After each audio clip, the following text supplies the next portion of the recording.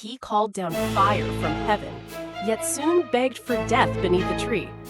He stood fearless before kings, yet trembled at the threat of a queen.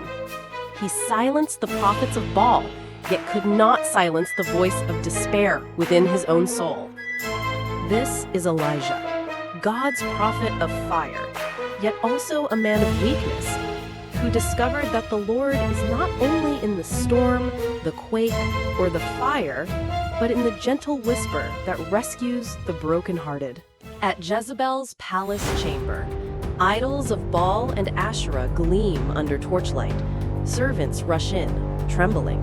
Jezebel, regal and fierce, sits on her throne. She senses trouble.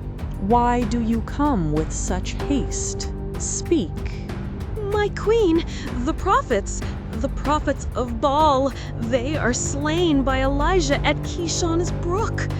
And before all Israel, the fire of the Lord fell.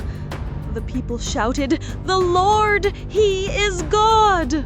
Elijah, that man of fire, he has shamed Baal, slaughtered my prophets, mocked me before the people.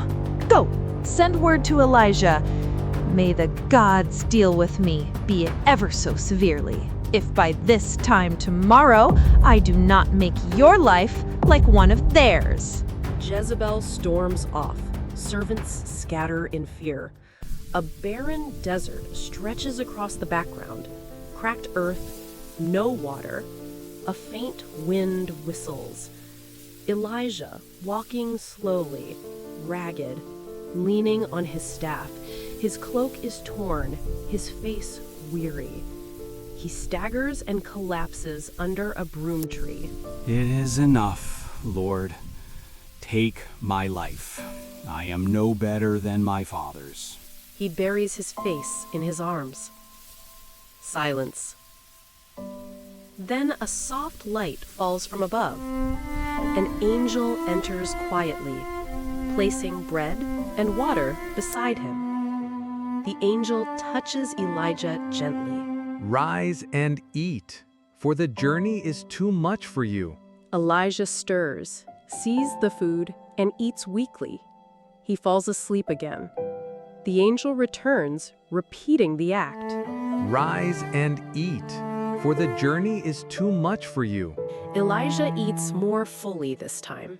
Strength slowly returns. He looks upward, tears in his eyes, whispering. Even when I wish to die, you sustain me. Elijah gathers himself and walks slowly onward. A dark cave. A single shaft of light falls on Elijah as he sits, head in hands. A deep silence fills the air. Elijah, crying out, I have been zealous for you, Lord. But the people have forsaken your covenant, torn down your altars, killed your prophets. I am the only one left, and now they seek my life. Suddenly, the sound of a mighty windstorm rises, shaking the stage. Dust and cloth whip around Elijah. He shields himself. Elijah was terrified. Lord, are you in the wind? The wind dies. A rumble of earthquake shakes the floor. Rocks fall around the cave. Elijah trembles, clutching his staff. Lord, are you in the quake? The quake ceases. A flash of fire sweeps across the stage, casting a glow. Elijah turns his face away. Lord, are you in the fire? The fire vanishes. Silence again. Then a gentle whisper fills the air. Elijah freezes. Slowly, he pulls his cloak over his face, kneeling low. Elijah, why are you here? I have been zealous for you, but I am alone. I cannot go on. Light glows brighter, filling the cave. Elijah lifts his head. The voice of God speaks with clarity and authority. Go back the way you came, for I am not done with you. You shall anoint Hazael king over Aram. You shall anoint Jehu, son of Nimshi, king over Israel. And you shall anoint Elisha, son of Shaphat, from Abel-Meholah, to succeed you as prophet." Elijah bows low, trembling yet renewed. The light flickers as the voice continues. Know this. "You are not alone.